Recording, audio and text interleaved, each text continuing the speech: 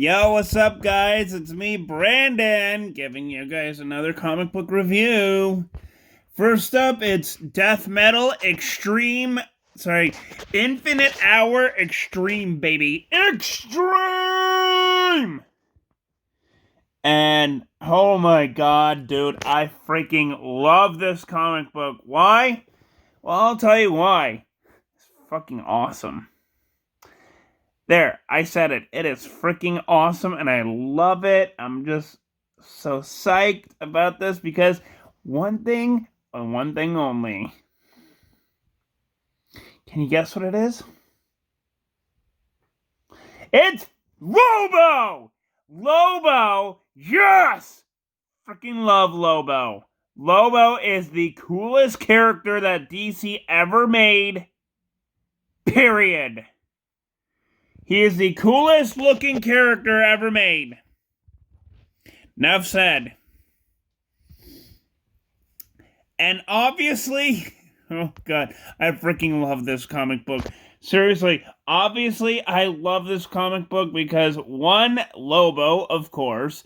Two, the Batman Who Frags. Seriously, read it. It is awesome. And three, well,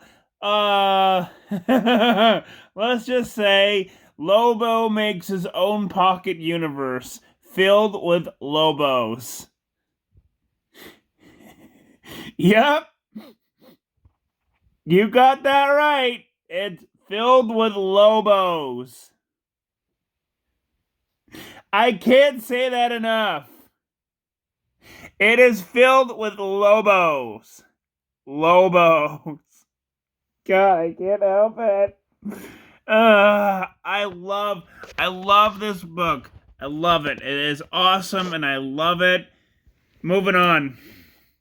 Wonder Woman number 766. Oh god, I freaking love Wonder Woman. But this art, the story, it's all over the place. But then again, I really like the art. The art is fantastic. No questions asked. It's just the story. I don't feel like it's at 100%, you know? I don't feel like the author, the writer, whoever's doing the Wonder Woman thing, I don't think she's giving it 100%. But that's just me. Infinite Hour Extreme, 10 out of 10. Just wanted to let you guys know in case I forgot. I obviously may have forgotten. Wonder Woman number 766 is 5 out of 10. Hawkman number 29. I loved it.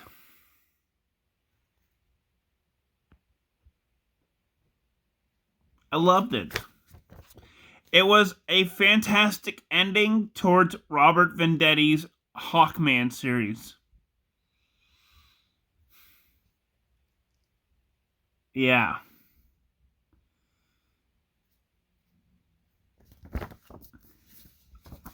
Instant 10 out of 10. The Flash number 765. I loved very much.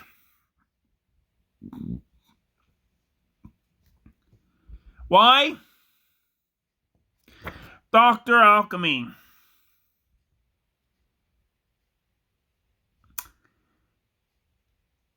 And I do love science fiction, so it's an instant 10 out of 10 for me for that one.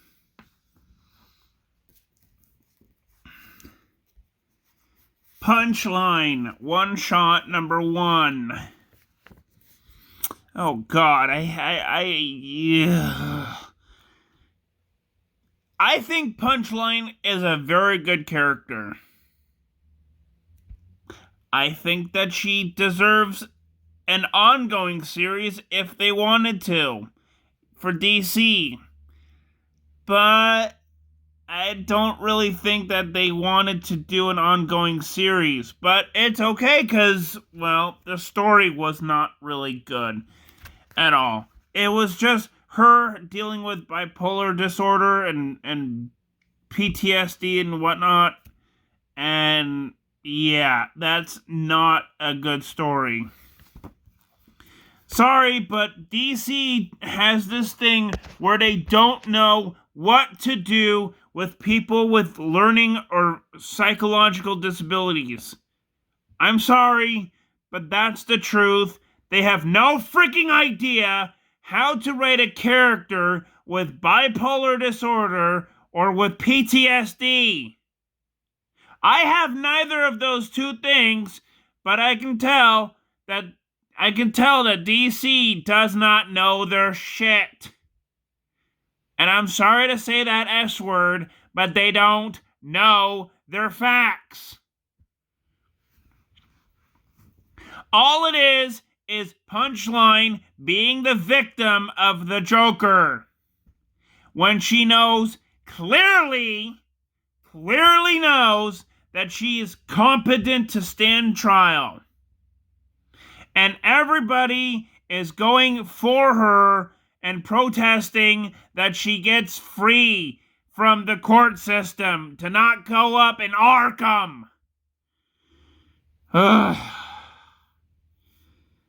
Like I said before, DC does not know their facts about people with psychological or learning disabilities.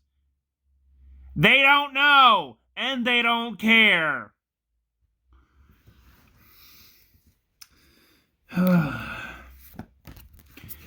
Adam Strange Adventures, the director's cut. It was just a repeat of issue 1. Without the dialogue, without the coloring and inking. I don't care. American Vampire 1976 Part 2. I loved very much. Why? The artwork and the dialogue flowed together like a river, like water in a stream. It flowed very well. And I'm excited to see what happens in the next issue. Green Lantern Season 2. Hold on. Grant Morrison's Fetish of Green Lantern Grant Morrison's Secret Fetish of Green Lantern number 9. There we go. It went off the rails. Yeah. It went off the rails and took the rails with it. Yeah. 10 out of 10. Just to be nice. Superman number 27. Oh, God. Help me now. I'm touching a Bendis comic book, and it's poisoning my freaking mind. Why? The story was awful. The story was so bad, the art had to make it good so that it wouldn't seem like the story was freaking bad, which it was. And I'm sorry, but Bendis, or as I call him, Bend This, needs to get out of there. Out of DC. Like, out. He needs to get out of DC Comics, like, permanently. Or he needs to write a new character so that he can be, so that he can be in DC for, 12 more issues or so. Who knows? I don't care. Yeah, I'm gonna give this comic book a 0 out of 10 because I just did not like the fight scene. It was just awful, and the dialogue was awful. That part, I'm going to give it a 0. But the artwork was a 10 out of 10. And I'm sorry, whoever did... Oh, sorry. Ivan Reyes. I'm sorry you have to work for Brian Michael Bendis. Because I clearly can see you doing awesome work at another comic book company or at another comic book superhero. I really think that Ivan Reyes can do an awesome job doing another superhero other than Superman.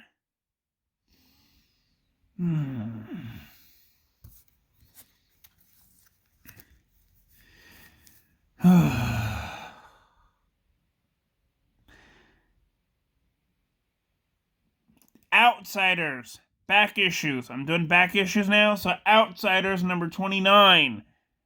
Oh my god, I loved it. Like, I really loved it. Why? It had to do with Infinite Crisis, and I am a huge Crisis fan. Like, Infinite Crisis, Final Crisis, Crisis on Infinite Earths, I love. Love. Identity Crisis can get out of there, because that is not a good Crisis book. Seriously. No. But this issue for Outsiders number 29, it was okay. Wasn't the best, but it was okay. Judd Winnick knows how to do dialogues for superheroes.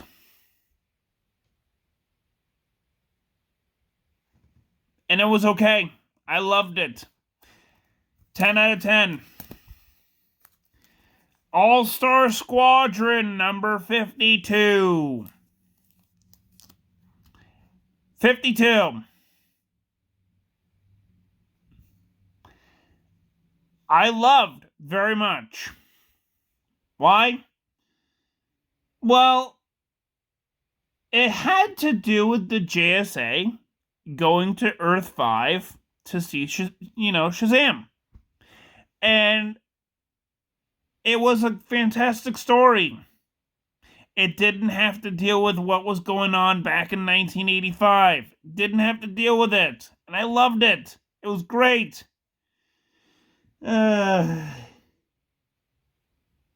Except for the part where Liberty Bell was calling the Green Lantern an African American. I will not say what she says because it's the 5-letter you-know-what word. I will not say it.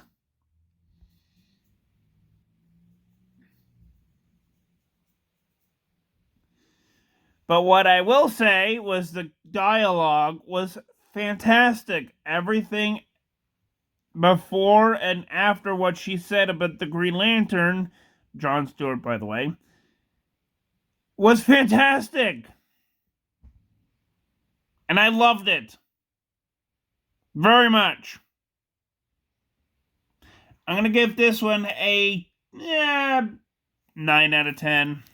It was okay. Story was great. I just really wish that they shouldn't have said that word to Jon Stewart. But whatever. Omega Men, number 7. 1983's Omega Man number 7, not the Tom King craptastic version of it. Yeah. I loved it. I loved every bit of it.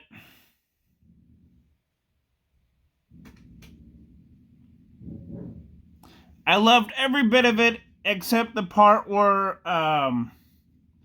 one of the characters was talking about the diminished intelligence of other clones of himself. Yeah. They did not need to put that word in there. If you don't know what I mean, it's,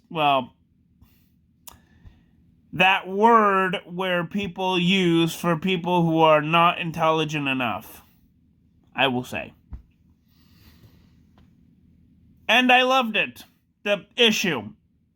It was a good issue. It was a good story, and I love the artwork. I'm a huge fan of old artwork.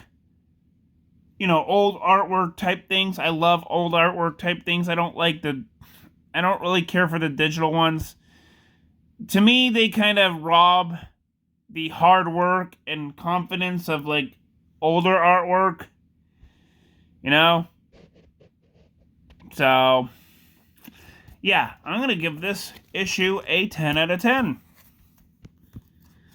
So please, make sure you hit the like bell, subscribe to my YouTube channel where I do comic book and other nerdy stuff and life stuff in general. And I'll see you guys in the next video. Peace! Peace out!